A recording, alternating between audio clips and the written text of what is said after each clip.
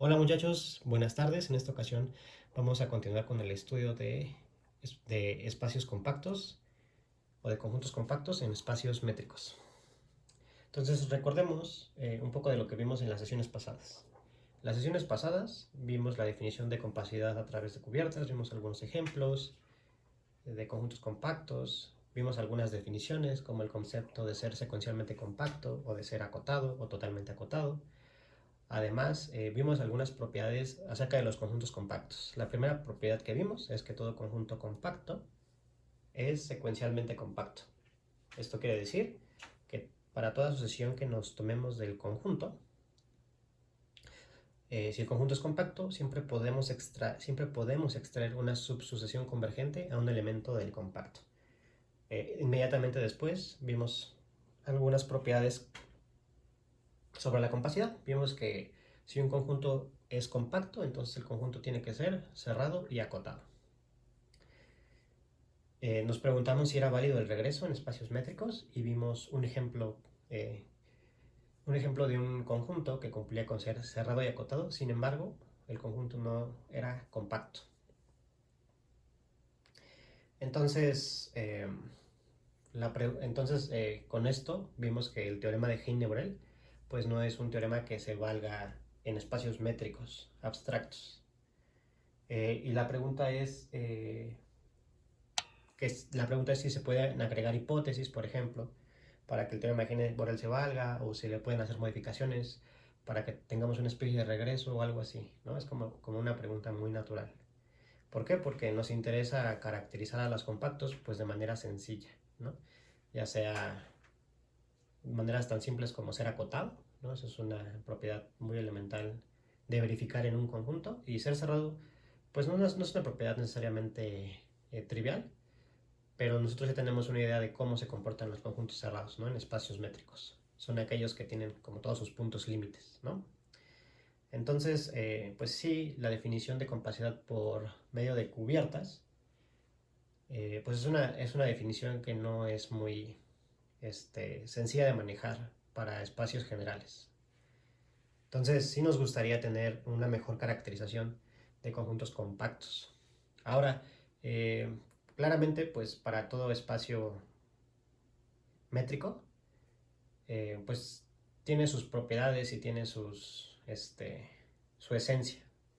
Entonces, pues encontrar una caracterización de compacidad en cualquier espacio métrico, pues no debe ser una tarea tan fácil o tan sencilla, aparentemente. Y claro que cuando ustedes trabajen en espacios métricos particulares, pues ustedes van a encontrar tal vez algunas caracterizaciones dependiendo del espacio métrico, tal como fue en Rn. Ahora, pues vamos a ver qué propiedad tenía Rn para que el teorema de Heine-Borel se vale, ¿no? Porque ya vimos que en espacios métricos abstractos, pues el teorema de Heine-Borel no necesariamente es cierto. Sin embargo, en Rn sí lo es. Entonces la pregunta es, ¿qué tiene Rn o qué de especial hay en Rn? Que justamente sí podemos concluir que todo conjunto cerrado y acotado es compacto.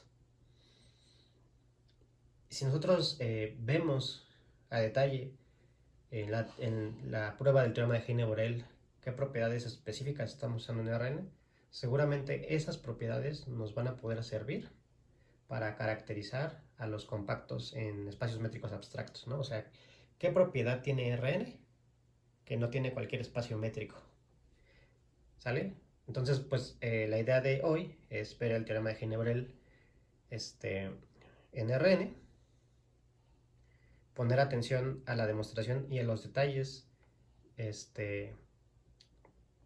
y justamente a esta parte de Rn, para ver qué propiedades específicas estamos usando para poder demostrar el teorema. ¿Ok? Entonces, digamos que el teorema de Heine-Borel en Rn descansa básicamente en lo siguiente. Descansa en que los cubos en Rn son compactos. Esa es básicamente toda la esencia, digamos, de la prueba del teorema de Heine-Borel. Esa es la esencia principal. Y ahorita van a ver que demostrando ese teorema se sigue de manera inmediata que todo conjunto cerrado y acotado es compacto. Pero lo esencial, lo fundamental, es que los cubos son compactos. Los cubos cerrados son compactos en R. Entonces, permítanme hacer esta demostración de que los cubos son compactos y después mostraremos el teorema de Heisenberg, ¿sale? Entonces, antes que nada, pues vamos a definir qué es un cubo.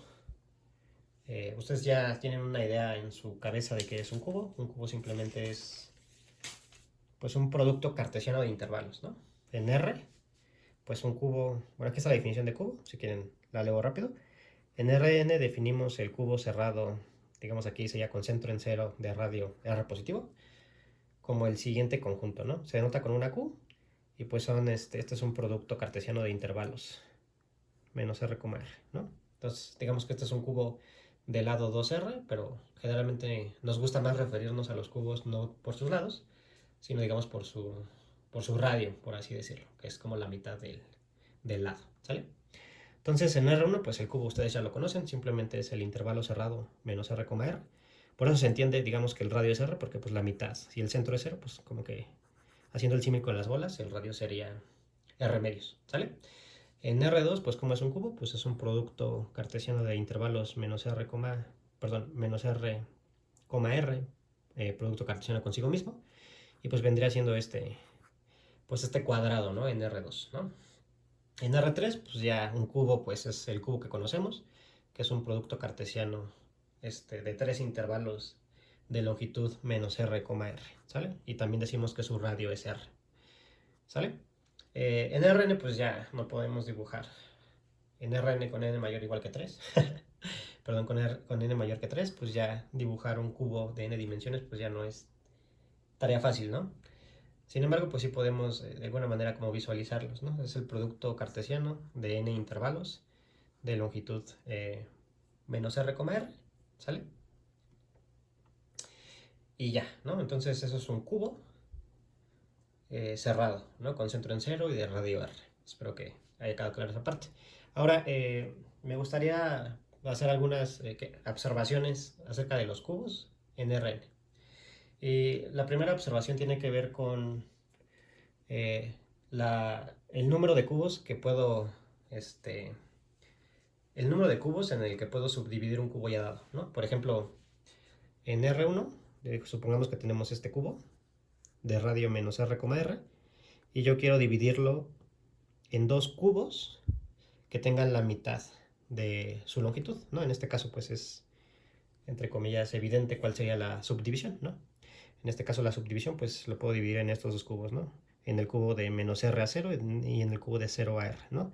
Son dos cubos cuyo lado, pues mide la mitad del cubo original, ¿no? Digo, a lo mejor lo que estoy diciendo parece una tontería, pero van a ver que eso va a depender de la dimensión en la que estemos. Por ejemplo, es justamente lo que quería mostrarles aquí. Aquí un poquito más. La pregunta es, ¿en cuántos cubos de radio la mitad del original puedo subdividir a un cubo, ¿no? Entonces les digo que eso pues depende. ¿De qué depende? Pues de la dimensión en la que estemos. Por ejemplo, en R, pues les digo, yo puedo dividir al cubo, que es este intervalo menos R, R, en dos cubos del lado R, dos cubos del lado R, o de radio R medios, ¿no? Como lo quiera decir, ya sea que quiera decir el lado o el radio. En R2, pues ya no van a ser dos cubos, ¿no? Si tengo un cubo, digamos, de radio R, y lo quiero dividir en cubos de radio R medios, o de lado R, pues ¿cómo lo puedo subdividir? Pues simplemente noten que puedo hacer el producto cartesiano de esta subdivisión en R2 y tendría ¿no? ¿Que cuántos cubos van a ser? Pues van a ser 4, ¿sale? Porque este es de menos RR y este es igual de menos RR. Entonces tengo 4 cubos cuyo lado mide la mitad, ¿sí? Espero que se me esté entendiendo esa parte. En R3, pues ¿en cuántos cubos del lado R, pues puedo subdividir al cubo? Bueno, pues sería como lo mismo, ¿no? Haces un producto cartesiano de esta división, con esta división, con esta división. En el primer producto cartesiano te quedarían estos 4. Y luego cuando hagas el otro producto cartesiano, pues hay un lado que sale de aquí de longitud de R y un lado que está hacia abajo, digamos, de longitud de R. Y tendría 4 cuadrados. Perdón, tendría 8, ¿no? 4 de arriba y 4 de abajo. ¿sí? Entonces, lo que podemos observar es que en Rn tenemos 2 a la n cubos, ¿no? ¿Por qué? Porque en R1 son 2, en R2 es el producto de estas dos divisiones que son 4, en R3 vendrían siendo 8 cubos, ¿no? Y en Rn, pues igual, aquí se ve, ¿no? Simplemente que, ¿cómo lo puedes visualizar? Pues parte todos los lados en 2 y hace el producto cartesiano, ¿sale? Entonces vas a tener 2 por 2 por 2. ¿Cuántas veces? Pues tantas como dimensiones tengas, ¿no? Entonces tienes 2 a la n cubos. Entonces la primera observación, ¿en cuántos cubos de radio la mitad puedo subdividir a q? Pues en 2 a la n cubos. ¿Sí? Espero que eso se vea más o menos evidente. Si no, pues háganlo con 1, luego partan si quieren el segundo cubo y se van a dar cuenta que van a ser 4. Y si pueden dibujarlo, pues háganlo con 3 dimensiones, pero ya dibujarlo es un poquito más difícil. Por eso no lo dibujé. Entonces es la primera observación. Ahora, la segunda observación que voy a hacer acerca de los cubos es, pues, ¿cuál es la distancia más grande que puede haber entre un elemento del cubo y su centro del cubo? ¿Sale? Entonces aquí es esto, ¿no? Entonces si me tomo xi un elemento del cubo que sea el centro del cubo y me tomo un punto del cubo, ¿sí? Entonces, ¿cuál es la distancia más grande que hay de un cubo de radio r? ¿Cuál es la distancia, perdón, más grande que hay entre un punto de un cubo de radio r al centro del cubo? ¿Sale? Entonces, pues también es más o menos, bueno, más o menos rápido porque pues la distancia más grande, por ejemplo, en r, si considero que xi es su centro, pues la distancia más alejada que puede estar x de pues vendría siendo pues en este caso en los extremos, ¿no? Entonces, ¿cuál es la distancia más grande? Pues en este caso, pues es justamente r, ¿no? Porque recuerden que este es un cubo de radio r o de lado 2r, ¿sale? Va de menos r a r, recuerden. Entonces la distancia más grande que hay entre x y su centro, pues es a lo más esta parte que es r medios, ¿no? Ahora, si estoy en R2, pues ya va a ser un poco distinto, pero ustedes pueden darse cuenta que la distancia más grande que hay en R2 de un punto del cubo al centro, pues es de hecho cuando estás en las esquinas, ¿no? Y bueno, esa distancia pues también la podemos calcular, porque recuerden que esto vale r, ¿no? Y también esa distancia vale r, ¿no? Entonces básicamente tengo un triángulo isósceles cuyo lado vale, un triángulo rectángulo isósceles cuyos catetos valen r. Entonces por el tema de Pitágoras, pues cuál es la distancia, digamos, más alejada. Supongamos que estás en este punto, pues va a ser r cuadrada más r cuadrada, y a eso le sacas la raíz cuadrada, ¿no? Entonces la distancia más lejana que hay entre un punto del cubo y su centro, pues ¿quién vendría siendo? Pues vendría siendo pues otra vez el teorema de Pitágoras, ¿no? Las componentes, la distancia de la primera componente de x a la primera componente del centro al cuadrado más la distancia de la segunda componente de x a la segunda componente del centro al cuadrado y eso le sacas la raíz, ¿no? Pero la distancia entre las primeras componentes pues es a lo más r, ¿no? Porque justamente el cubo es un cubo de radio r, ¿no? Entonces aquí va a ser r más r cuadrada, 2r cuadrada. Recuerden que r es positivo, entonces esto simplemente sería r por raíz de 2, ¿no? Entonces ya espero que hayan entendido el patrón. El patrón es el siguiente, en Rn, pues tendrías exactamente lo mismo, ¿no? Aquí les digo, ya no es posible visualizarlo, sin embargo podemos visualizar como el producto, ¿no? Entonces me tomo el centro, que al centro le llamo xi, que tiene coordenadas xi1, xi2 y xin, esto, ¿sale? Y si me tomo un punto, pues por ahí está, ¿no? La primera componente está aquí, no sé, la segunda puedes poner que está aquí, la tercera que está aquí, ¿no? Cada una de las distancias de las componentes de x a las componentes del centro, pues es a lo más r, ¿sale? Entonces otra vez es un teorema de Pitágoras, ¿no? La distancia de x al centro, pues es la distancia de x1 a xi1 al cuadrado, más la distancia de x2 a xi2 al cuadrado, más la distancia de xn a la distancia de xn a xn al cuadrado, y todo eso le sacas la raíz, ¿no? Que vendría siendo esta sumita, y cada una de estas, pues a lo más se alejan r, ¿no? Del centro. Entonces, ¿cuántas tengo? Pues tengo r al cuadrado n veces. Entonces esto vendría siendo a lo más R por raíz de n, ¿sale? Entonces, otra cosa a tener en cuenta es que, pues a mayor dimensión, pues los puntos pueden estar a lo más esta cantidad, ¿no? De hecho, pueden pensar justamente que pues en la diagonal, si quieren, del cubo n-dimensional. O sea, esta es la mitad de la diagonal completa sería 2 veces esto. Y eso es algo interesante porque piensen que en un cubo de 2 dimensiones, ¿cuánto vale la diagonal? Pues valdría este valor 2 veces, ¿no? Que es 2r raíz de 2, ¿no? Me parece. ¿Sí? 2r raíz de 2. En R3, pues valdría r raíz de 3 por 2. Entonces, las diagonales se van haciendo cada vez más grandes en los cubos de dimensiones más grandes, ¿no? Es algo así como un dato curioso. Entonces, si tienen un cubo, ustedes pueden pensar que le pueden meter una varilla en la diagonal y entre más crezca la dimensión, pues la varilla es cada vez más grande. Pero bueno, al final de cuentas sí puedo acotar la distancia entre un punto del cubo al centro del cubo. La puedo acotar por esta cantidad, ¿sale? Es lo importante. Si tengo un cubo de radio r, pues la distancia más grande que puede haber entre un punto del cubo al centro del cubo es a lo más esto, ¿no? Y n, recuerden, r es un radio fijo y n pues es una dimensión fija, ¿no? Entonces sí puedo acotar. Aquí lo interesante es justamente notar eso, es que pues justamente la distancia va a depender mucho de la dimensión, o sea, la acotación que yo hago. O sea, esta es la dimensión. Igual cuando yo empiece, ay, hay una mosca. empiece a Cuando yo empiece ay, se me fue la idea. Cuando yo empiece a hacer la prueba, digamos, de teorema de Heine-Borel, que es justamente demostrar que los cubos son compactos, pues al hacer mis cotas y al hacer estas comparativas, pues estoy usando fuertemente pues que la dimensión es finita, ¿no? O sea, estoy viendo que aquí en la primera parte puedo subdividir a los cubos en a lo más 2 a la n cubos, donde n es la dimensión. O sea, la dimensión está fuertemente implicada en esta prueba que voy a hacer. ¿Sale? Y también aquí, digamos, de alguna manera también está implicada la dimensión, porque estoy acotando la distancia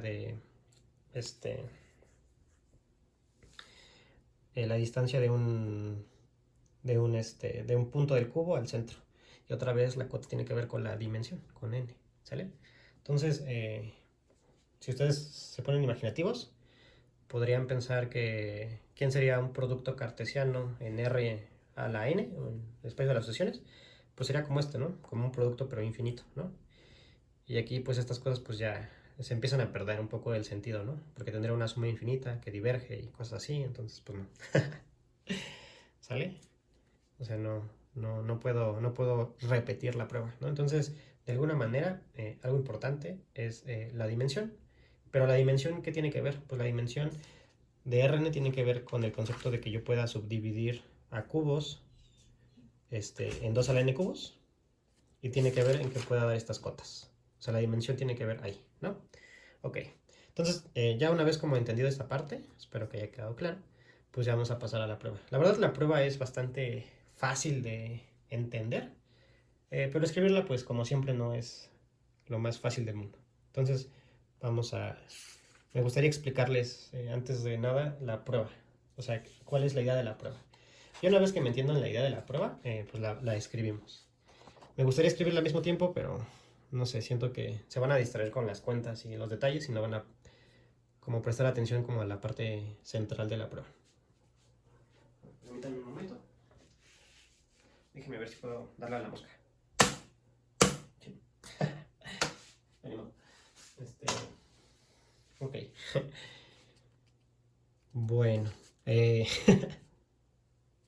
Cosas random, ¿no? De aquí del video. Pues ahí les va la idea de la prueba del teorema de Heine-Borel. Espero no aburrirlos mucho con esta parte de los cubos. Solo es como que entiendan algunas cosas como sencillas, digamos, de ellos, ¿no? Entonces, pues ahí va un poco la idea. La idea de la prueba. Solo es la idea, ¿sale? Pero la idea, si la saben leer bien, ya con eso tenemos bien, bien de gane todo, ¿no? Entonces, la idea es hacerlo por contradicción. O sea, la idea es la siguiente. Para hacer la esquemática voy a dibujar algunas cosas y las voy a dibujar en R2. Sin embargo, recuerden que estamos en RN. Pero la verdad es que la esencia de los dibujos tiene la esencia de la prueba. Salvo hay que poner más componentes y cosas por el estilo. Pero si se los probara en R2, la idea de la prueba es completamente similar. Entonces, la idea es suponer que el cubo no es compacto, o sea, suponer que Q no es compacto. Compacto. Compacto. Entonces, si suponemos que el cubo no es compacto, pues entonces, ¿qué pasa? Pues entonces tiene que haber una cubierta del cubo a la cual no le podamos extraer subcubiertas finitas. Entonces,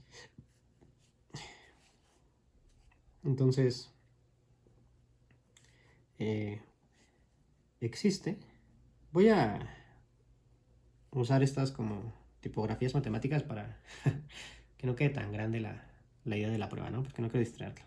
Entonces, existe pues una cubierta U alfa con alfa en I. Existe U alfa, una cubierta, le voy a poner así nada más cub, abierta, le voy a poner apta, así se abrevia generalmente abierto, una cubierta abierta, obviamente del cubo cerrado con centro en 0 y de radio R, tal que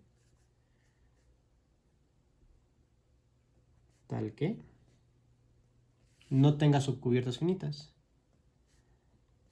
no tiene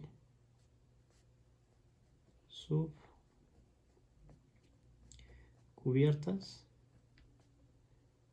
finitas. Ok. Y entonces la parte de que les dije, la primera parte que les dije que podemos subdividir a un cubo, viene por esto.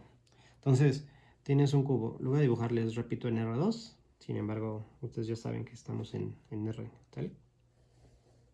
Entonces tienen ahí un cubo, el cubo con centro en 0 y de radio R, ¿no? Este se llama Q. Entonces, pues ahí hay una cubierta de abiertos que lo cubre y a la cual no le puedo extraer subcubiertas finitas. Entonces lo que voy a hacer es empezar a dividir al cubo. Lo voy a dividir en cubos de radio la mitad. ¿Sí? Que es como dividir este lado a la mitad, este lado a la mitad y hacer 2 y en 2 y hacer esto, ¿no? Ok, entonces noten lo siguiente.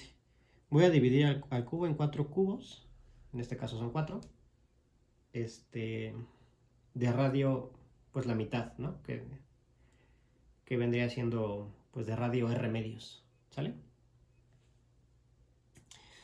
Entonces, pues como la cubierta, ¿no? A la cubierta original le puedo extraer subcubiertas finitas, pues entonces yo digo que al menos uno de estos 4 cubos no le puedo extraer una subcubierta finita, ¿no? ¿Por qué? Porque si a cada uno de estos cubos, que son más pequeños que el original, les pudiera extraer una cubierta finita para cada uno de ellos, entonces a la unión de los cubos, pues le podría extraer pues, una cubierta finita, que sería la unión de las 4 cubiertas. Pero pues justamente como la unión de estos cubos es el cubo total, pues entonces la unión de las cubiertas de cada uno de ellos pues sería una subcubierta del cubo original, básicamente, ¿no? Entonces, hay al menos uno de estos cubos, no puede ser cubierto por, por un número finito de elementos de la cubierta, ¿no? Entonces hay uno, al menos uno. ¿Cuál es? No sé, pero le llamo Q1, uno de estos 4. Supongamos ahorita por el momento que es este de acá. Supongamos que este cubo no lo puedo cubrir por ningún número finito de elementos de mi cubierta original. A este le llamo Q1.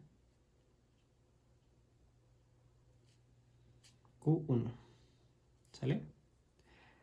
Y, a ver, voy a escribir un poquito eso.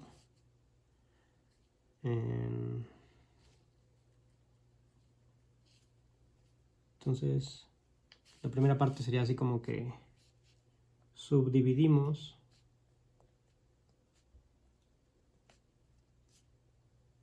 a Q en... ¿Cuántos cubos dijimos? Porque como estamos en Rn, pues en 2 a la n cubos, ¿no?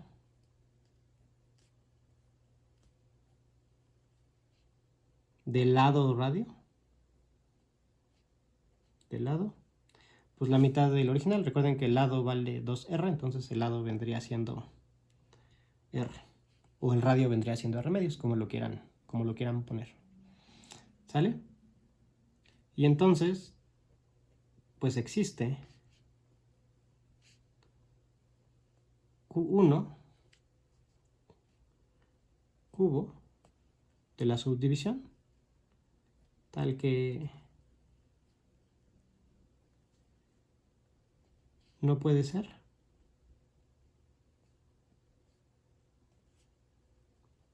cubierto por un número finito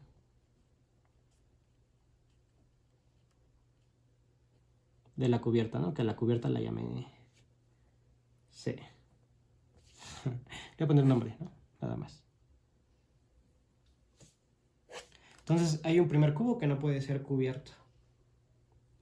Y ahora lo que va a seguir es repetir el proceso. ¿Cómo que repetir el proceso? Si ahora me fijo en el cubo 1, digamos lo voy a sacar para que se vea la idea. Entonces pongamos por ahí está el cubo que ya vale la mitad, entonces lo voy a dibujar un poco más pequeño. Solo lo estoy como sacando del dibujo, pero este cubo está aquí, ¿no? Entonces este es Q1. Recuerden que este cubo, pues ¿cuál es su lado? Pues su lado vale R, o su radio vale R medios, ¿no? Por ahí está el centro. Le llamo Xi1 al centro del primer cubo. Y ahora lo divido otra vez en 2 a la n cubos. En este caso son 4, porque estoy en R2. Mi dibujo. Pero la prueba es en Rn. Entonces vuelvo a subdividir a este cubo. Este cubo lo subdivido otra vez en 2 a la n cubos de radio a la mitad, ¿no? Y entonces a uno de esos cubos, aplicando el argumento anterior, pues no lo puedo cubrir por un número finito de la cubierta, ¿no? ¿Por qué? Porque si cada uno de estos cubos los pudiera cubrir por un número finito, pues entonces el cubo total pues los puedo cubrir también por un número finito, ¿no? Que sería la unión del número finito de cada uno de los cubos, ¿no? De la cubierta.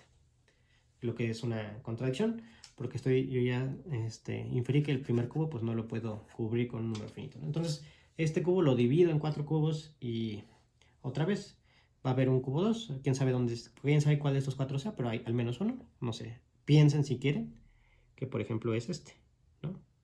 Entonces este lo voy a rayar así. ¿Sale? Entonces, pues volvería a escribir esta parte aquí, o sea, subdividimos a, en este caso voy a empezar a poner a Q1, y otra vez en 2 a la n cubos, del lado la mitad, en este caso sería del lado R medios, o de radio R cuartos, y otra vez pondría lo mismo, entonces existe Q2,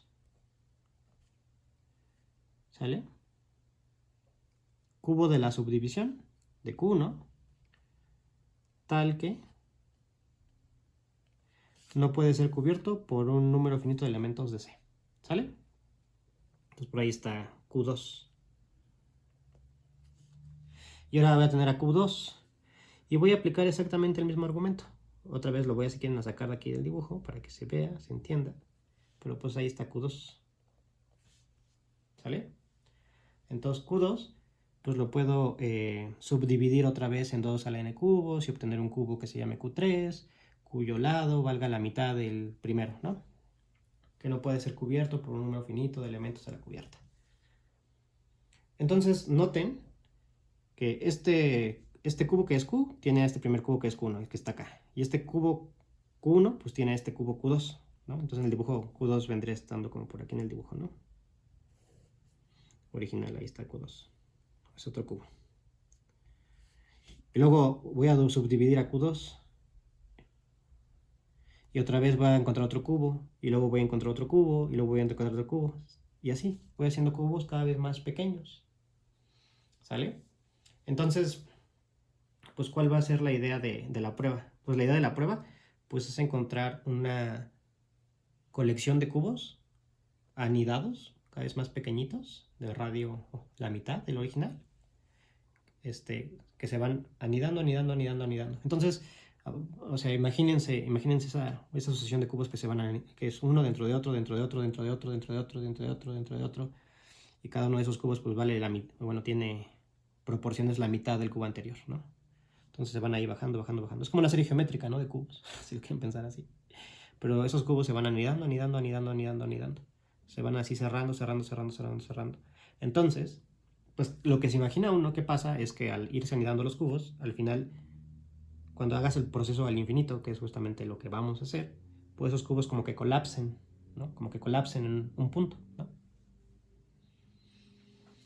Y bueno, supongan eso, síganme en este viaje. Ya agarramos ese cubo y lo vamos partiendo y vamos haciéndolo cada vez más chiquito y lo cerramos. Entonces, yo digo que esos cubos como que colapsan en un punto, por así decirlo. ¿Cómo digo eso? Bueno, me fijo en cada centro del cubo, ¿sale? O sea, si los cubos se van anidando, pues me puedo fijar para cada cubo pues en su centro. Entonces tendría que pasar que los centros de los cubos, piensen, se vayan pegando a un punto, ¿no? Vayan colapsando a un punto, ¿no? Entonces, justamente con esta construcción de cubos que estoy dando, luego encontrar ese punto especial, ¿no? Al cual colapsan. Para ver que colapsan realmente, pues lo que voy a ver o lo que se ve en la prueba RAP, y eso no es nada difícil de ver, es que pues esta sucesión de centros de cubos es una sucesión de Cauchy. Además, como tengo una sucesión de Cauchy en Rn, yo sé que Rn es completo. Entonces esa sucesión de Cauchy converge a un punto en R. Pero además, todos los elementos, o todos los cubos están en el primer cubo, ¿sale? Y el cubo ya es cerrado. Entonces tengo una sucesión de elementos dentro de un conjunto cerrado. Entonces, ¿qué puedo decir? Pues puedo decir que de hecho esa sucesión converge a un punto dentro del cubo, ¿sale? Entonces es justamente la segunda parte de la demostración. O sea, por ahí tienen a su cubo original, que era con 1. Ustedes hacen este proceso de encontrar pues, los centros de los cubos, y el punto es que esa sucesión se va a aplastar, se va a pegar a un punto. A ese punto especial le voy a llamar Xi. ¿Ok? Y recuerden, Xi, por el argumento que ya vi, pues es un elemento del cubo. Y ahora pasa algo bien interesante, porque como Xi es un elemento del cubo, pues entonces, y bueno, como Xi es un elemento del cubo, y C es una cubierta del cubo, entonces tiene que haber un elemento de la cubierta, un elemento especial, que le llaman un U estrella en C, tal que Xi pertenezca a U estrella. Donde este elemento es un abierto, acuérdense, es un abierto. Entonces, pues yo no sé qué pase ahí, pero hay un abierto. Yo no sé cómo sea, voy a dibujarlo así. Un abierto U estrella que tiene el punto Xi. Y bueno, como este punto Xi es un elemento de este abierto, pues entonces tiene que pasar algo bien interesante. Tiene que pasar que hay una bola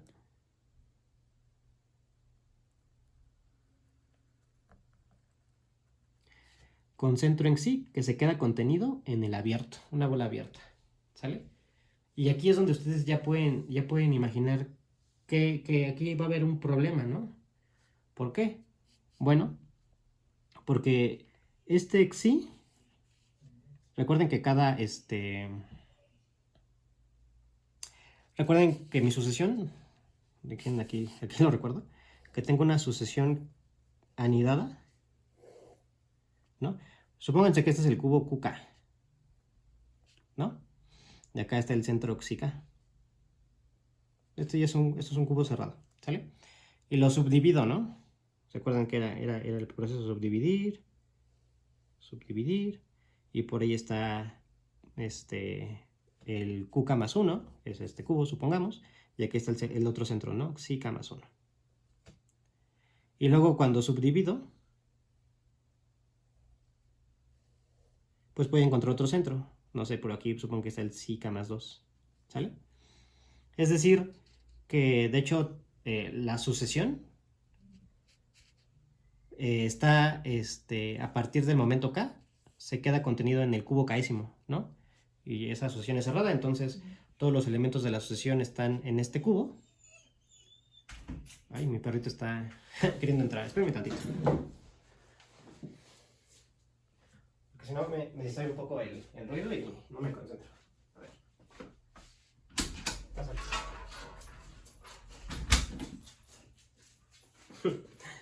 Una disculpa. A ver. Discúlpame. Ok, entonces les repito. Fíjense en el cubo QK. Entonces, todos los elementos J con J mayor que K, pues pertenecen a este cubo, ¿no? Entonces también va a estar el punto límite, ¿no? ¿Por qué? Porque este ya es un conjunto cerrado, entonces, además de que Xi esté en el cubo original, pues también tiene que estar, de hecho, en todos los cubos, ¿no? En todos. O sea, Xi tiene que ser un elemento de todos los cubos. ¿Por qué? Pues porque la sucesión es una sucesión que se va anidando en todos los cubos, ¿no? La sucesión está dentro de un cubo y, y luego la siguiente elemento de la sucesión está dentro de otro cubo que pertenece al primero, y luego el siguiente elemento está dentro de otro cubo que pertenecía al tercero, etcétera, etcétera, etcétera, etcétera, ¿no? Entonces la cola de la sucesión está en todos los posibles cubos, ¿no? Y eso para qué o por qué lo quiero decir.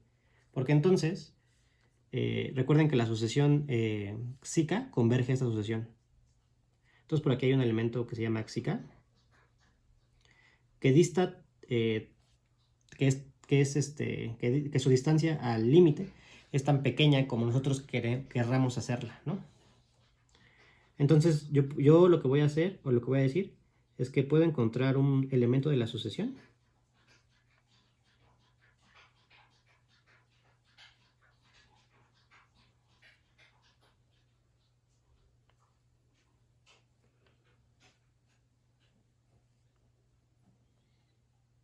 Xica, de tal manera que la distancia a su límite pues sea tan pequeña como yo quiera, ¿sale? Además, espérame tantito. Ahí.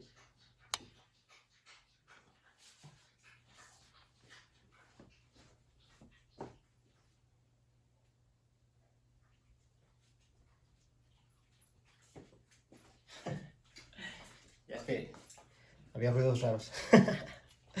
A ver, disculpen los inconvenientes. ¿En dónde estaba? Ah, sí, justamente ya en el final de la demostración. O sea, a final de cuentas, lo importante es que voy a poder encontrar un elemento de la asociación que esté tan cercano a Xi como yo quiero. Y además de eso, de que esté tan cercano como yo quiero, pues puedo encontrar, recuerden que los radios de los cubos se van haciendo cada vez más pequeñitos y pequeñitos, pequeñitos. Entonces lo que yo puedo garantizar es que va a haber un cubo, un cubo de radio tan pequeñito que se quede contenido en la bola, digamos, en esta bola, que era la bola con centro en Xi y de radio epsilon que se queda contenida en U, ¿sale? O sea, aquí va a haber una bola con centro en Xi y de radio epsilon. Entonces lo que yo voy a hacer, justamente, y lo voy a poder hacer, porque la sucesión es una sucesión de Cauchy, y además los radios, los radios de los cubos se van haciendo cada vez más pequeños, ¿no? Se van haciendo del orden de 1 entre 2 a la n, ¿no? Porque siempre estoy sacando la mitad y para el siguiente paso saco la mitad y la mitad y la mitad. Todos los cubos se van a hacer cada vez más pequeñitos, pequeñitos, pequeñitos. Entonces va a haber un cubo suficientemente pequeño, ¿sale? Que tenga a este punto límite y que se meta en la bola, ¿sale? Entonces lo que voy a exhibir es que existe un cuca que se mete en esa bola. Y esto ya va a ser una contradicción. ¿Por qué? Porque yo para todos los pasos que daba estaba diciendo que en todos los pasos ningún cubo podía ser cubierto por un número finito de elementos de la cubierta. Y justamente estoy encontrando un paso suficientemente grande, ¿sale? De tal manera que sí hay un elemento de la cubierta que contenga el conjunto. O sea, que se deje cubrir por un número finito de elementos de la cubierta. Y ya con eso tengo la demostración, ¿sale? Entonces, ¿qué es como lo importante de la prueba? Pues lo importante de la prueba, más que nada, es esta parte, ¿no? Es que yo puedo encontrar un elemento aquí, ¿sale? O sea que yo tengo una sucesión de Cauchy que converge a un elemento de acá. Es decir, estoy usando implícitamente que Rn es completo.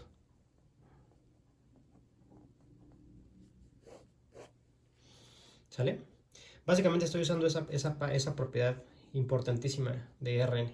Ustedes vieron justamente en su primer curso de cálculo, que es una forma, pues no sé, simplificada de decir su primer curso de introducción al análisis matemático. Realmente lo que ustedes ven en su curso de cálculo, pues no es cálculo como tal, porque ustedes ya están haciendo una construcción de los reales, ¿no? Sus cursos de cálculo, pues es por ejemplo lo que ustedes ven en la prepa, ¿no? Así de manera intuitiva. Ya cuando llegan a la facultad, ustedes estudian a los números naturales, perdón, a los números reales, pero ya desde una perspectiva desde construirlos, ¿no?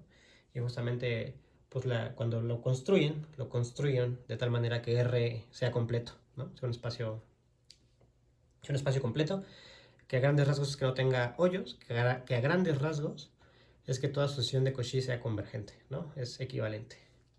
Entonces, pues la propiedad fuerte de Rn es que Rn es completo. ¿Sale? Es la propiedad fundamental, la propiedad del análisis matemático, que justamente es lo que estoy usando para probar el teorema de Ginebral, porque yo puedo encontrar un punto que fuera el límite de esta sucesión, justamente de cubos que se van haciendo cada vez más apretados y más chiquitos. Entonces, sin esa propiedad, yo el teorema de Ginebral no lo puedo mostrar. Entonces, pues es importantísimo en la prueba, no me puedo escapar de eso, ¿no? Por lo menos en esta prueba, ¿no? Ahora, ¿qué otra cosa pues fue importante de la prueba del teorema de Ginebral? Pues otra cosa que es bien importante, pues es que cuando yo empiece a subdividir y a subdividir y a subdividir y a subdividir, ¿no? O sea, si quieren pueden pensarlo de esta manera. Yo tengo este cubo y lo subdividí en cubos de radio a la mitad. Y luego agarré un cubo, pero pues puedo pensar que estoy agarrando a todos y los estoy dividiendo otra vez en cubos de radio a la mitad. Y luego estoy agarrando cada uno de estos cubos y los estoy subdividiendo en cubos de radio a la mitad, etc. Pero al final de cuentas, ¿cuántos cubos tengo? Pues tengo muchos cubos, depende de la dimensión de hecho, pero voy a tener un número finito de cubos. No importa qué tan pequeño haga los cubos, por eso siempre le estoy sacando la mitad y la mitad y la mitad y la mitad. Estoy usando los números diádicos, si quieren verlo así. Pero siempre estoy dividiendo la mitad, la mitad, la mitad, la mitad, la mitad. ¿Y cuántos cubos tengo? Bueno, en el primer paso pues tengo 2 a la n, ¿no? En el segundo paso pues tendría 2 a la n por 2 a la n. En el tercer paso pues tendría 2 a la n por 2 a la n por 2 a la n, ¿no? Crece de manera exponencial, es un número muy muy grande, pero al final de cuentas, entre más chiquito haga la subdivisión, pues más cubos voy a tener, pero siempre voy a tener un número finito de cubos, ¿no? Recuerden que este concepto de que para cualquier cuadradito que yo dé, pues siempre voy a poder encontrar un cuadradito, pues de radio, un diádico, que sea tan cercano a este como yo quiera, ¿no? Entonces, no importa el epsilon que tú me des, yo siempre voy a poder subdividir al cuadrado en un número finito de cuadraditos. ¿Cuántos? De hecho, sí puedo decir más o menos un estimado, ¿no? Dependiendo de la dimensión y del radio, ¿no? Siempre voy a poder dar un estimado. Pero al final de cuentas, es un número finito, ¿no? Y eso lo estoy usando en la prueba, ¿no? Porque cada vez que divido, como lo estoy dividiendo en número finito, y cada uno de ellos, pues tengo que decir que al menos uno de ellos no puede ser cubierto por no puede ser cubierto por un número finito de elementos de la cubierta. Si yo hiciera una subdivisión de cubos y me quedara una infinidad de cubos, yo no podría hacer el primer paso, ¿no? De encontrar al menos uno que no sea cubierto por un número finito. Porque si desde un principio al hacer la subdivisión me salen infinitos cubos, pues ya no puedo decir que existe uno que no puede ser cubierto por un número finito, ¿no? Porque como tengo una infinidad, pues a lo mejor sí podría, ¿no? Entonces, son dos propiedades bien importantes de, de Rn. La primera es esta propiedad, que yo siempre puedo tapizar al cubo con cubitos de radio tan chiquito como yo quiera y me sigue quedando un número finito. Que esta propiedad es, oh sorpresa, que el conjunto es totalmente acotado, ¿no? Este conjunto es totalmente acotado. Verán que tapizarlo con bolas o tapizarlo con cubos pues son conceptos equivalentes, ¿sale? Eso es algo que se puede probar. Entonces, para cualquier epsilon, pues yo siempre puedo tapizar, ¿no? Si un conjunto al cubo, ¿no? Al cubo que es acotado, ¿no? Entonces, esta propiedad es fundamental en la prueba. Que el conjunto sea totalmente acotado es importantísimo en esta prueba. Digo, parece como muy sutil y como que no se ve cuando uno hace la prueba, como que pasa como muy desapercibido esta propiedad. ¿Por qué? Porque pues nosotros percibimos al espacio en un número finito de dimensiones, ¿no? Entonces, como que no se nos ocurre poder agarrar y dividirlo en partes y que me salga una infinidad de cosas, ¿no? Cosa que, por ejemplo, pasa en el infinito. En el infinito justamente ese es el problema, ¿no? Que el conjunto no es totalmente acotado. ¿Ok? Y otra parte que es importantísima en la prueba, pues justamente es esto, que no tiene huecos el espacio, o sea que siempre puedo, para cualquier sucesión de Cauchy, pues converges dentro del espacio, o sea el cubo es completo y totalmente acotado. Entonces esas propiedades son las propiedades que no todos los espacios métricos tienen, ¿sale? Es justamente la parte de Rn que estamos usando en la prueba, la parte fundamental, ¿va? Entonces, no sé, podremos escribir la prueba. De hecho, la prueba la pueden revisar así pues con lujo de detalle. Está, por ejemplo, en el libro de análisis matemático de la doctora Mónica Clapp, que por cierto está en internet. Si ustedes se meten a la página de Papiros, que es la editorial del Instituto de Matemáticas, me parece, o bueno, es una editorial, ahí pueden consultar el libro de Mónica Clapp, ¿no? Está ahí por si ustedes quieren como revisar la prueba con mucho detalle y ver como las cuentas y esas cosas, pero la idea de la prueba es, digamos, como lo importante, cómo se prueba el teorema de Heine-Borel, es hacer esta subdivisión y agarrar un cubo y luego subdividirlo y agarrar otro cubito dentro de ese cubo y así, así, así, así, ¿sale? Hacer ese proceso límite de cubos, ver que al final como que los cubos tienen que colapsar en un punto, como colapsan en un punto, pues y el punto es parte del conjunto, porque es una asociación de Cauchy, pues entonces hay una bola hay una bola centrada en ese punto que se queda en el abierto. Pero como hay una bola, pues hay un cuadrado de la asociación que tiene ese punto límite que se queda contenido en esa bola, ¿no? Porque recuerden que los cuadrados se van haciendo tan pequeños como yo quiera, ¿no? Entonces justamente esa es la prueba. Pero aparte de que la prueba es un poco técnica y hay un poco de cuentas, que las cuentas justamente son un poco de esto que vi al principio, lo importante y lo fundamental es, es entender esta idea de estos conjuntos que se van anidando, que convergen a un punto, y esa propiedad. Es básicamente como toda la idea de la prueba, ¿no? Que es lo que me gustaría pues, que entendiéramos, ¿no? Ahora, pues sí, siempre es importante pues, escribir y redactar bien las pruebas, entonces si quieren, para terminar la clase lo puedo redactar un poco a detalle para para, para cumplirles, digamos, en ese aspecto. Entonces, pues vamos a escribir la prueba, ¿no?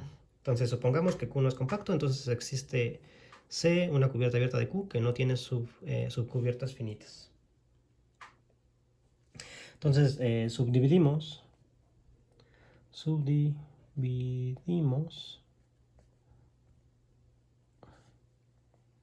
al cubo en 2 a la n cubos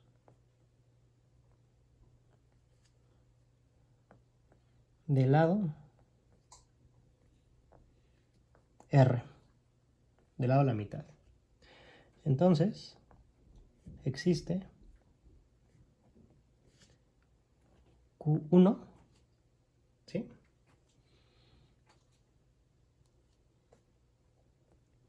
Que no puede ser cubierto. Perdón. No puede ser cubierto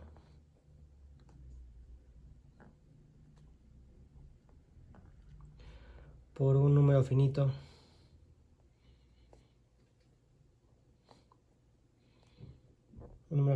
de elementos de C.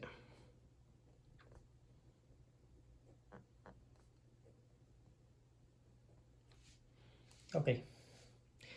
Y luego vendría el siguiente paso, que es subdividimos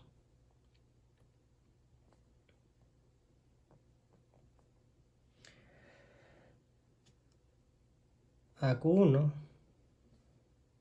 otra vez en 2 a la n cubos del lado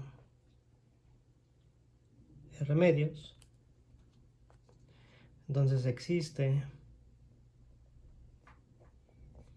Q2 que no puede ser cubierto por un número finito de elementos de C. Que no puede ser cubierto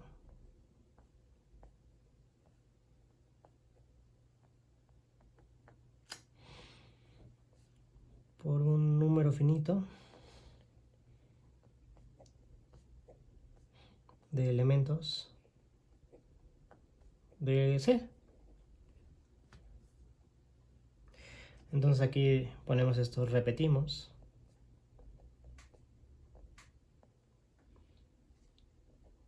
Y obtenemos pues una sucesión de cubos anidados Q1, Q2, etc.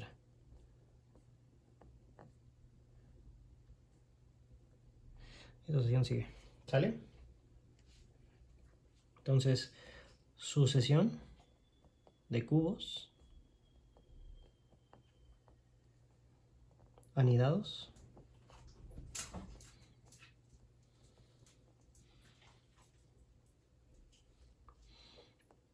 tales que pues cumplan lo siguiente.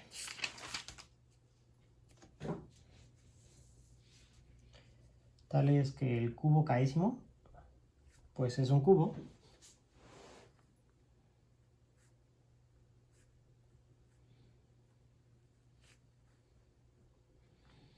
de lado. Entonces recuerden que el primer cubo con el que empezaron era un cubo que del lado era 2R, y por cada paso que doy lo estoy dividiendo en 2, ¿no? En el primer paso pues lo dividí, pues este radio en 2, en el segundo paso dividí el primer radio en 2, es decir, lo dividí en 4, en el tercer paso pues lo dividí otra vez en 2, estoy dividiendo en 2, en 2, en 2, en 2, entonces es entre 2 a la K, ¿sale? Esto es el lado. Bueno, que en el libro de Mónica, por ejemplo, le escribe así, ¿no? R entre 2 a la K menos 1. Pero pues no importa, es el mismo número, ¿sale? Entonces, sea si K el centro del cubo késimo, que tiene pues como componentes si 1K, si 2K, etc. Si NK son las componentes de, pues básicamente del cubito, ¿sale? Ok. Entonces, ¿Sí me estoy bien? Ah, sí. Entonces, pues bueno, la distancia entre cada componente del centro. Esas son las cuentas que digo que son un poco así como, pues un poquito de flojera de escribir, pero está bien, ¿no? Entonces, ¿cuál es la distancia? ¿No? Entonces estoy diciendo que el cubo késimo, pues tiene su centro en xi, pues no sé, aquí es xi k, aquí es 1. Tienen aquí es un dibujito nada más ahí para que se entienda esta parte. Aquí es xi 2k, etcétera, ¿no? Hasta xi nk, ¿no? Entonces la distancia de un punto del cubo a ahí, pues eso ya lo habíamos calculado, ¿no? Ya hemos dicho que era ¿cuánto? Pues el radio. Si este es el lado, que es 2r entre k, pues ¿cuál es el lado? Pues sería la mitad, ¿no? Voy a quitarle un 2. Sería r entre k. Perdón, r entre 2 a la k, ¿no? Entonces, ¿cuál es la distancia de esto? Pues es r entre 2 a la k, ¿sí? Esto para cada componente, para toda i de 1 a n.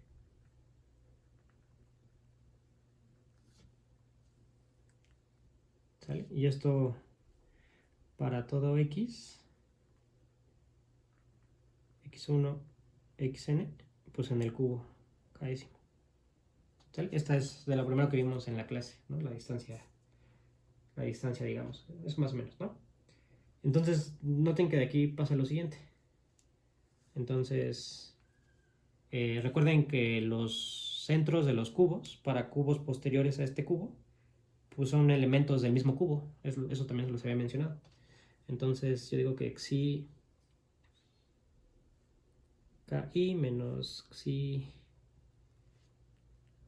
Este i es de la componente y este k es del número del cubo, ¿no?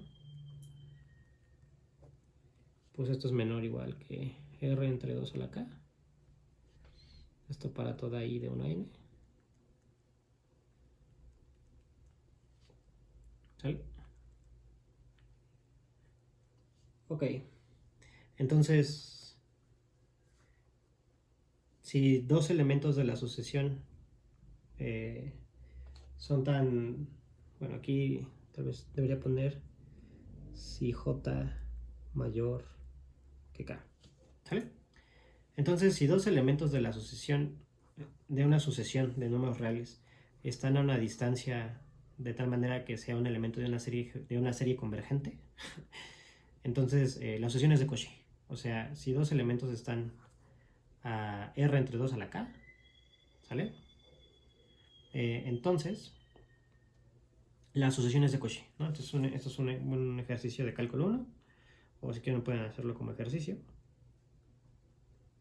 Y no es muy difícil demostrarlo, ¿no? Porque este es un término de una serie convergente. Entonces, si quieres ver la distancia entre uno y otro momento posterior, pues va a ser pues una suma de una serie geométrica, ¿sale? De la parte de la cola, ¿no? Y pues la cola de una serie geométrica pues puede ser tan pequeña como ustedes quieran. Porque la serie geométrica converge, ¿sale? Es más o menos como la idea de la prueba. Entonces digo que tiene que cumplirse que esta cosa es una sucesión de R de Cauchy. Es una sucesión de Cauchy.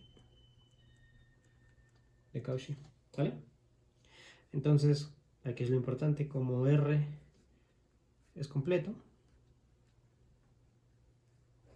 entonces existe sucesión de Cauchy para toda i de 1 a n. Para todo i de 1 a n. Entonces, para toda i de 1 a n. ¿Sale? Entonces, como R es completo, entonces existe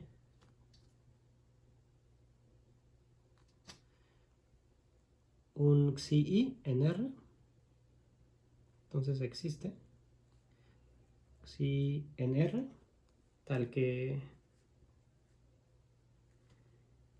pues cada componente, xi y k, converge a xi. ¿Sí? Otra vez para todo i de 1 a n.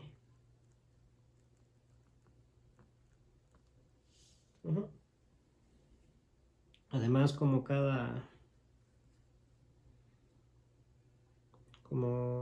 xi y k está en menos r, r, pues entonces xi y pues también tiene que pertenecer a este conjunto. Es decir, que xi, dado por las componentes xi1, xi2 hasta xn, o sea, sería xi1, xi2 hasta xn, pues es un elemento del cubo. Era la definición, ¿no? Ok, y aquí ya empieza la magia, porque ahora lo que uno hace es lo siguiente. Uno toma el límite. Sí, espero que sí se haya visto todo. Ajá. Si no, ahí ya se los pongo. Entonces,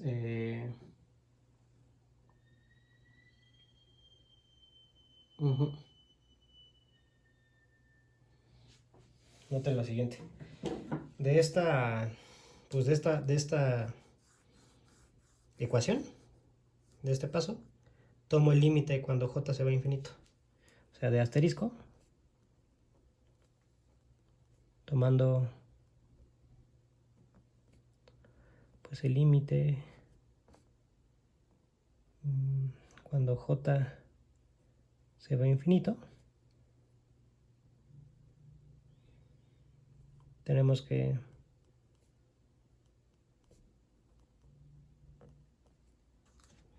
la distancia entre xi y k y el punto al cual colapsan, xi y, pues también es menor que r sobre 2 a la k. ¿Sale? Esto con matemáticas es muy simple de decir, y cuando lo dije así con la idea intuitiva, pues a lo mejor sí me costó un poquito más de trabajo, ¿no? Pero aquí lo que estoy diciendo es que el centro se queda en todos los cubos, ¿no? Y dista a lo más de esto, ¿no? Entonces, además, eso por un lado. Por otro lado,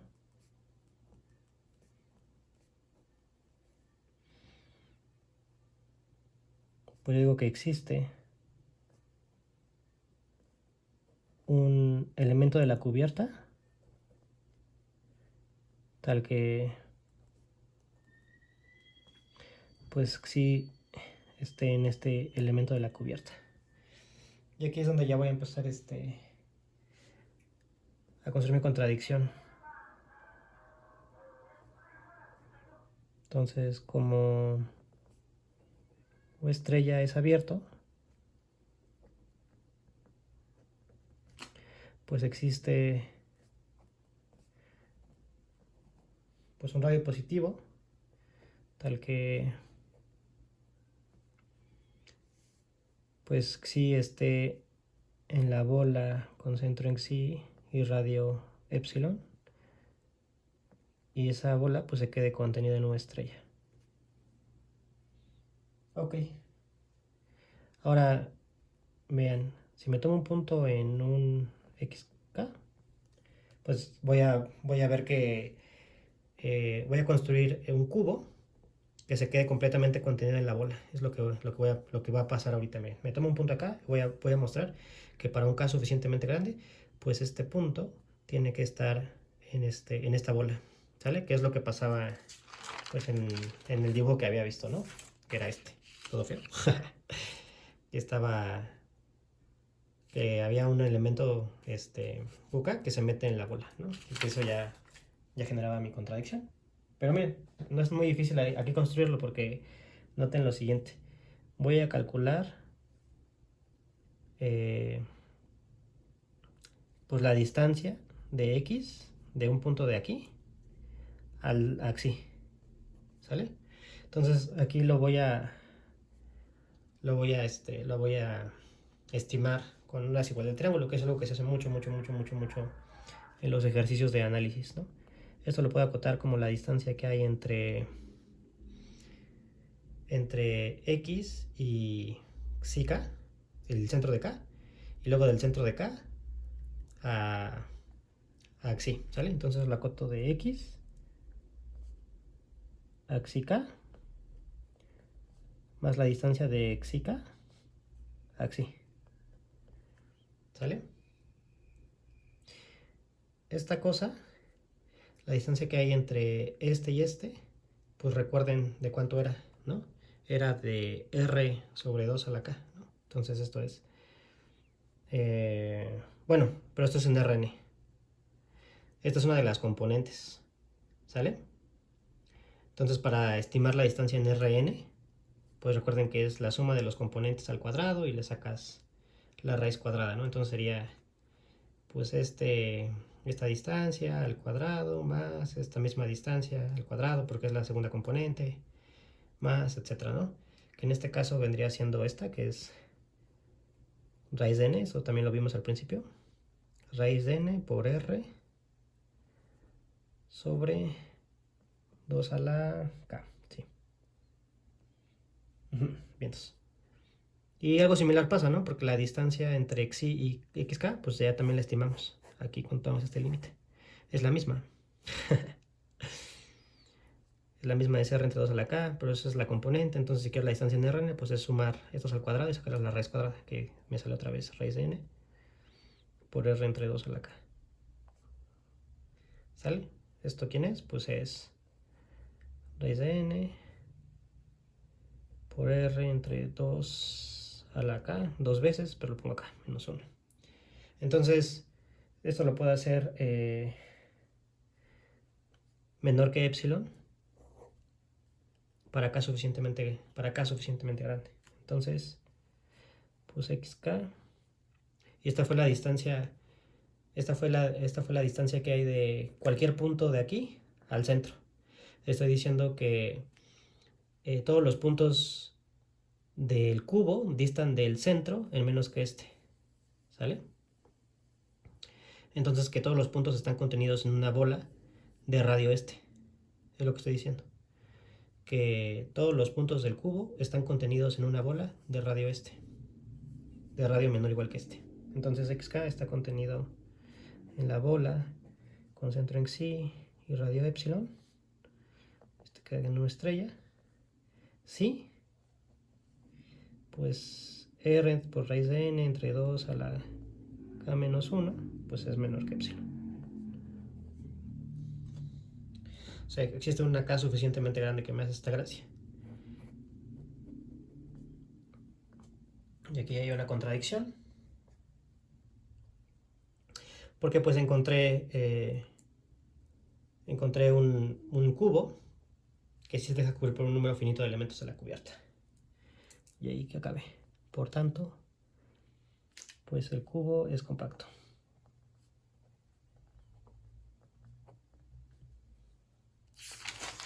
Ahora, para terminar ya la clase de hoy, pues ya el teorema de Heine-Borel se sigue de manera casi que inmediata. Entonces lo voy a poner. Teorema de Heine-Borel. El teorema de Heine-Borel dice que si K es un subconjunto de Rn, entonces K es compacto.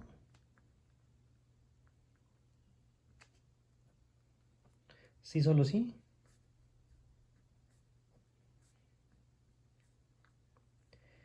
K es cerrado y acotado. Y acotado. La demostración pues ya es inmediata, porque si K es compacto, pues ya demostramos que en general en cualquier espacio métrico ser compacto implica ser cerrado y acotado. Si K es compacto, entonces K es cerrado y acotado. Esto lo probamos en la sesión 2, ¿no? Y el regreso si K es acotado,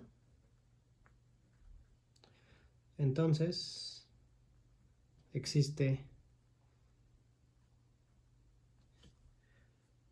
un radio suficientemente grande tal que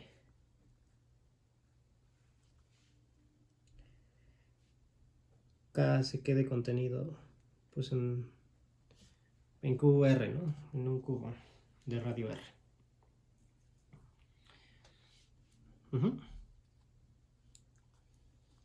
QR es el cubo cerrado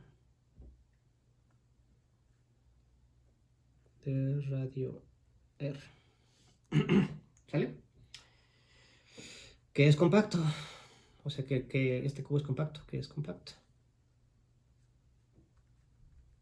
Y ya tengo un conjunto cerrado dentro de un conjunto que es compacto.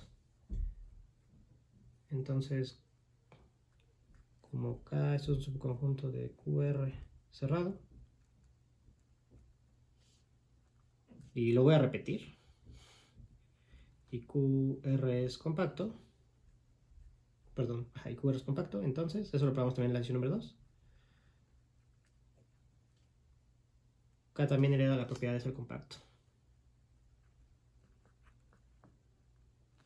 Listo. Entonces ahí está el teorema de Ginebra. Les digo, no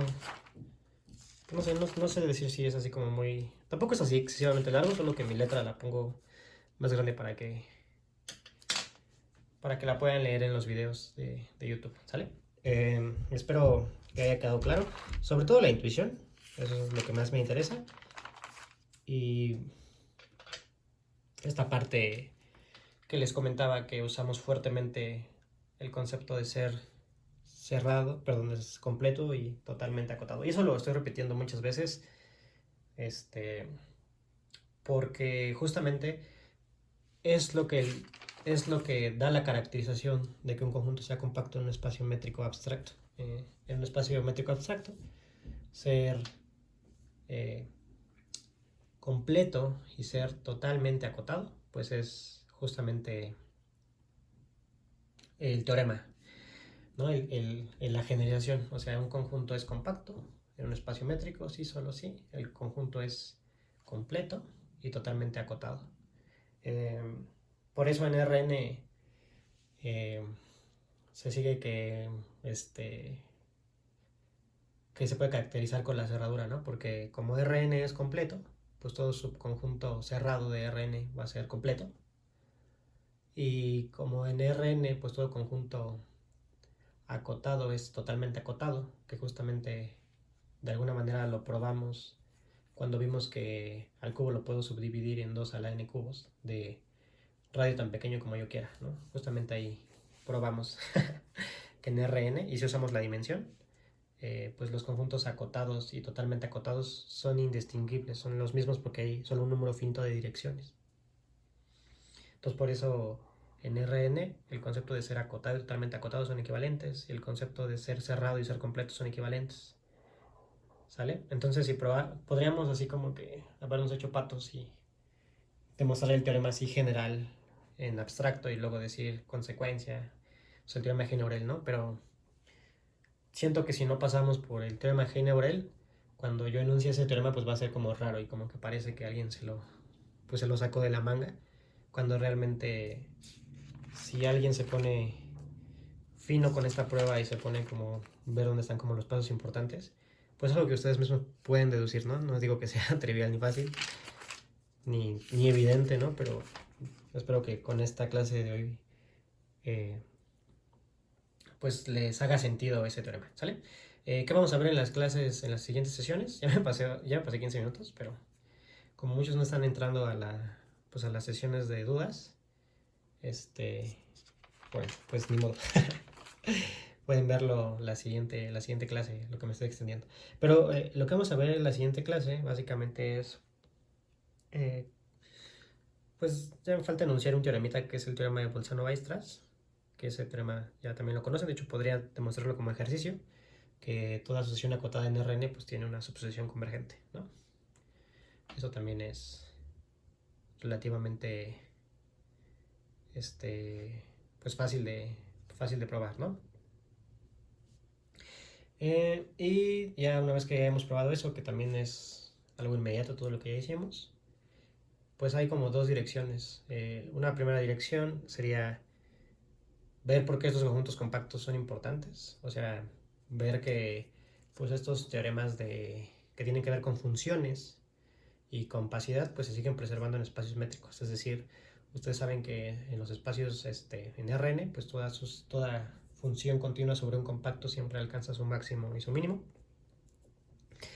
Y bueno, estas mismas propiedades van a suceder en espacios métricos abstractos, ¿sale? Y también otra propiedad importante pues es la convergencia uniforme, ¿no?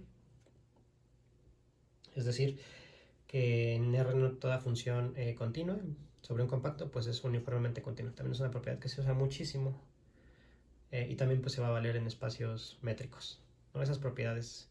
También va a haber otras propiedades que podamos ver, pero eso depende de, pues si ustedes quieren verlo y también del tiempo, que es el concepto de un concepto más débil de continuidad que se llama semicontinuidad, que también me garantiza la existencia de máximos y mínimos, que también es algo importante. Y la otra es pues ya regresarnos del teorema, o sea, ya con todo lo que vimos, poder dar el regreso del teorema de la extensión de Heine-Borel, ¿no?